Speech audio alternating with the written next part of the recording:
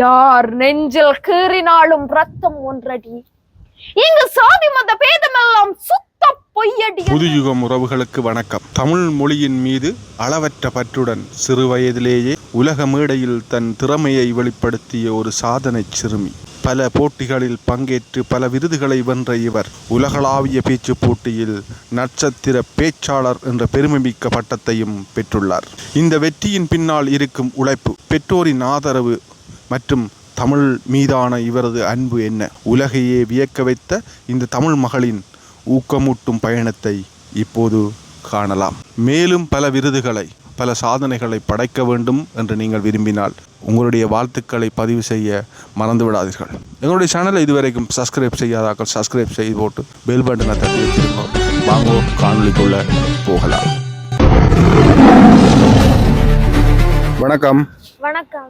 தமிழ் மொழி போட்டி இப்போ எல்லாருமே இப்போ ஆங்கில மொழி படிக்கிறது, ஆங்கில மொழியில் சாதனை செய்யணும் முயற்சி செய்யக்க நீங்கள் தமிழ் மொழியில் ஆர்வம் காட்டுறது இப்போதானா அல்லது முதலே தமிழ் மொழியில் ஆர்வமாக இருக்குங்க? முதல்ல இருந்தே எனக்கு ஆர்வம். என்ன காரணம்? இப்போ எல்லாரும் ஆங்கில மொழியை தானே விரும்பினோம். அப்படி இருக்கக்குள்ள என்ன காரணம்? தமிழ் மொழிக்காக எத்தனையோ பேர் தங்களோட உயிரை இழந்திருக்கிறாங்க. அதனால எனக்கு தமிழ் மேல ஒரு பற்று. அப்பா தமிழ்ல ரொம்ப அதிக பற்றுடையவர்ன்றதால எனக்கு தமிழ்ல கொஞ்சம் ஆர்வம் கூட. அதனால நான் ஒரு பேச்சாளராக வரணும்னு ஆசை. தமிழ் பேச்சாளராக வரணும்ன்றதான் உங்களோட எதிர்கால இலட்சியமாகவே இருந்தீங்க. இப்போ அந்த போட்டிகளில் நிறைய பங்கு பெற்றுக்கிறீங்க. அதில் என்னென்ன போட்டிகளில் பங்கு பெற்றுக்கிறீங்க? என்னென்ன பரிசுகளை வாங்கிக்கிறீங்க? தமிழ் தின போட்டிகளில் எனக்கு வளையம் மட்டும் கிடைச்சது. மலேசியா தமிழ் சங்கத்தினால உலகளாவிய ரீதியில் எனக்கு நட்சத்திர பேச்சாளர் என்ற பட்டம் கிடைச்சது. சின்ன வயசுல இருந்தே பேசிக்கொண்டு வரேன். நர்சரியில பேச்சு சின்னல இருந்தே வாரீங்க. இப்போ எத்தனை ஆண்டு படிக்கிறீங்க நீங்க? இப்போ நான் 9ஆம் ஆண்டு. 9ஆம் ஆண்டு படிக்கிறீங்க. நிறைய விருதுகளை வேண்டிக்கிறீங்க சின்ன வயசுலேயே. போட்டிக்கு பாடமாக்கினா அந்த பேச்சு அவருக்கா நாங்களும் கேட்போம். அதற்கு பேசி காட்டுங்க. வெள்ளை நிறத்தில் ஒரு பூனை எங்கள் வீட்டில் வளருது கண்டீர். பிள்ளைகள் பெற்றன பூனை அவை பேருக்கு ஒரு நிறம் அன்றோ.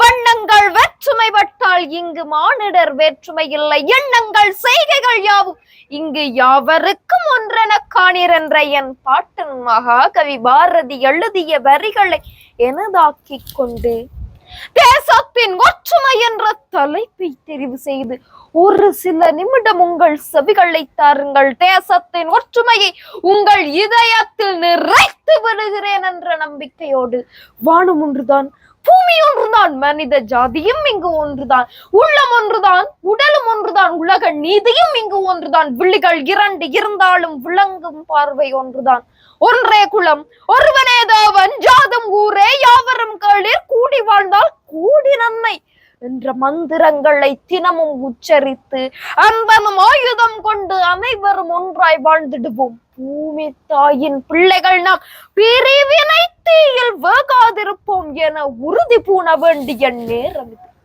இத்தனை விசித்திரங்களையும் விந்தைகளையும் தன்னகத்தே கொண்டு நித்தமும் சுழன்று கொண்டிருக்கும் பூமி தாயின் கருவறையில் மனிதன் மட்டும் பிரிவினை தீயில் வேகுவதற்கான காரணம்தான் என்ன என்று ஆராயும் இடத்து பூமி தாயின் கருவறையில் பல்வகமை கொண்ட நிலங்களும் நீர்நிலைகளும் சுற்றுச்சூழலும் பரவி காணப்படுகின்றன.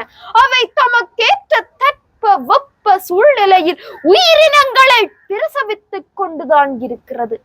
அதில் மனிதனும் அவனுடைய பிரசவமே. அதனால் தான் பல்வகமை என்ற தனிச்சொல் அனைத்து உயிரினத்திற்கும் பொதுமையாக அமைந்துள்ளது.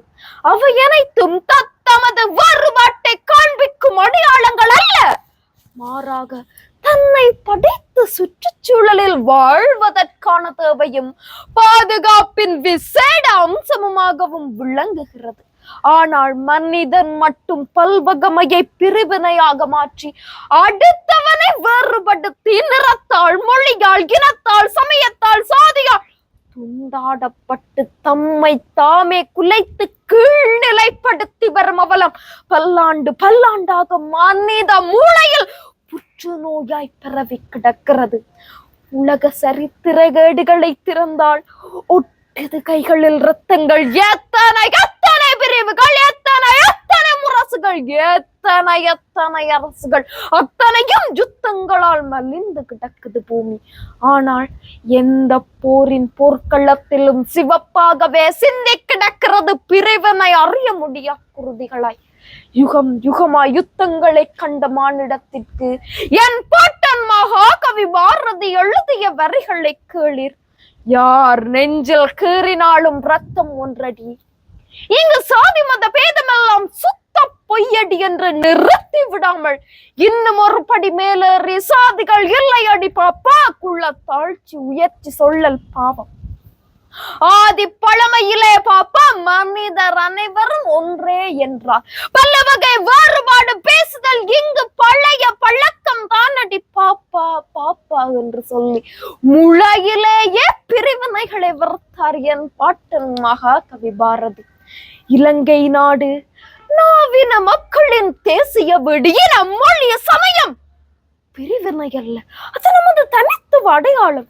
அது நமது உறவிற்கு பகையும் இல்ல, வெறுப்பின் கருவியும் அல்ல. அந்நியர்கள் ஆண்டனர், பகையை வளர்த்தனர், சொந்த நாட்டில் அகதி வாழ்க்கை அவலமாயிருக்கிறது மனித நடத்தை. இன்னும் ஒரு பகைய மக்கள் வேண்டாம், ஒரு தாய் குழந்தைகளாய் ஒன்றே தேசம் ஊரின மக்களாய் ஒன்றாய் வாழ்ந்து புது யுகம் படைப்போம். அமைதி பூங்காவை எமது தாய் திருநாட்டில் பூத்திடச் செய்வோம். வேற்றுமையின் ஒற்றுமைதான் வேதமங்கள் மண்ணில், வேர்கள் பல இருந்தாலும் விருட்சம் ஒன்றே என கூறி விடைபெறுகிறேன். நன்றி, வணக்கம். அருமை அருமை அருமை. முன்னன் தோன்றிய நிலத்தில் முகிழ்த்தவர், மூத்த தமிழ் மொழி குணர்வின் முதிர்ந்தவர், தென்னன் பாண்டியன் குமரி குடிமயர், இன்னரும் இயலிசை நாடகம் யாத்தவர், எந்தைய நாவலம் தேயத்து இறைமயர், என்ன வியப்படா நாம் தமிழர் என்ற பெருமிதத்துடன் சாகும் போதும் தமிழ் படித்து சாக வேண்டும் என்றன் சாம்பலிலும் தமிழ் மணந்து வேக வேண்டும் என்ற உயிருள்ள வார்த்தையை எனதாக்கி கொண்டு யாமறிந்த மொழிகளிலே தமிழ் மொழி போல் இனிதாவது எங்கும் காணோம் என்றார் என் பாட்டன் மகாகவி பாரதி. இனிமையும் செம்மையும் தொன்மையும் கொண்ட செம்மொழியாம் தமிழ் மொழி பற்றி உங்களிடம் சில நிமிடம் பேச விரும்புகிறேன். மொழி என்பது வெறும் தொடர்பு சாதனம் மட்டுமல்ல, அது மனிதனின் அறிவு, ஆற்றல், மனித பேராற்றலின் முதற் கண்டுபிடிப்பே மொழி ஆகும். மொழியியல் அறிஞர் எட்வர்ட் சேப்பியர் கூறும் போது, மனிதன் தனியாக வாழ முடியாது என்பதனால் கூட்டு மனித வாழ்வின் சமூக தேவைக்காய் உருவாக்கப்பட்டதே மொழி என்கின்றார். ஆதி மனிதன் இயற்கையில் தான் கேட்ட ஒலிகளிற்கு வார்த்தைகளை உருவாக்கினான். தன் மனித உணர்வின் இயல்பான உணர்வுகளுக்கு அவ்வொலிகளை கையாண்டான். அதுவே மெல்ல மெல்ல மொழி வடிவமானது. மொழி என்பது ஒரு சமூக அமைப்பாகும். அது மனிதனின் உறவுகளையும் உணர்வுகளையும் பண்பாட்டையும் உருவாக்கியது என்கின்றார் மொழியியல் பேராசிரியர் நோவாம் சோம்ஸ்கி.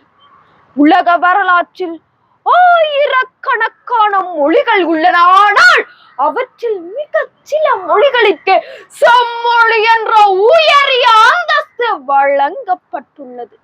இங்கு செம்மொழி என்பது யாதெனில், தொன்மை மிக்கதும் பழமை மிக்கதும் வலிமை மிக்கதும் பேராற்றல் கொண்டதுமான மொழியே செம்மொழியாம் தமிழ் மொழி.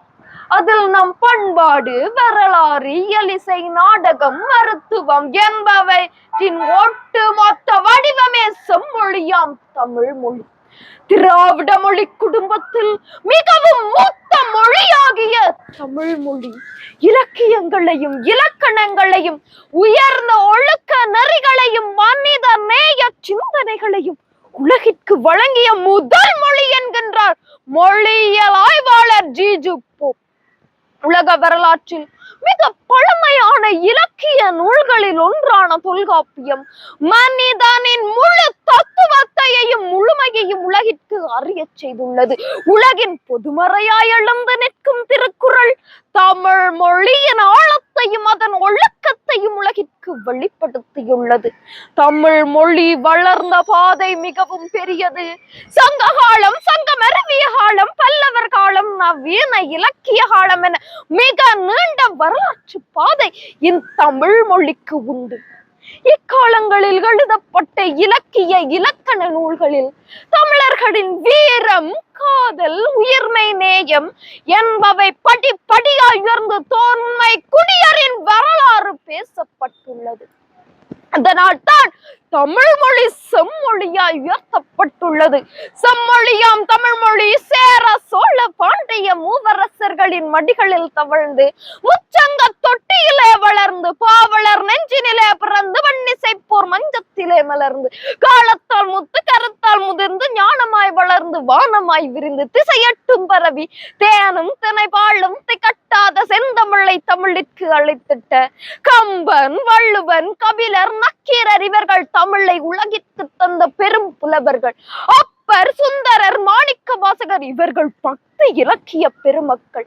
திரு சிவாச்சாரியார், சேக்கிழார், ஒட்டா கூத்தனார் இவர்கள் நடுகால புலவர்கள். சுப்பிரமணிய பாரதியார், ரூவே சுவாமிநாதர் ஐயர், தேவநேய பாவலர் இவர்கள் தமிழ் பெரும் புலவர்கள். இவர்களால் வளர்த்தெடுக்கப்பட்டு எந்த மொழியின் துணையின்றியும் உலகம் முழுவதும் வலம் வரும் ஒரே மொழி செம்மொழியாம் தமிழ் மொழி என கூறி விடைபெறுகிறேன்.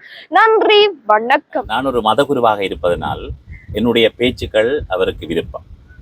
நான் நிறைய தமிழ் சார்ந்த விஷயங்கள், இந்து சமயம் சார்ந்த கருத்தியல்கள், ஆழமான தத்துவங்கள் போன்றவற்றை நான் அதிகமாக பயன்படுத்துவது உண்டு. அப்படிப்பட்ட சூழ்நிலையில் அவருக்கும் இப்படி ஆக வேண்டும் என்று எனக்கு உண்மையிலேயே விருப்பம். ஒரு நிறைந்த தமிழ் பேச்சாளர், குறிப்பாக எங்களுடைய தேசத்தில் மிகப்பெரிய பேச்சாளர்கள் இருந்தும் இலைமறை காயாகத்தான் வாழுகிறார்.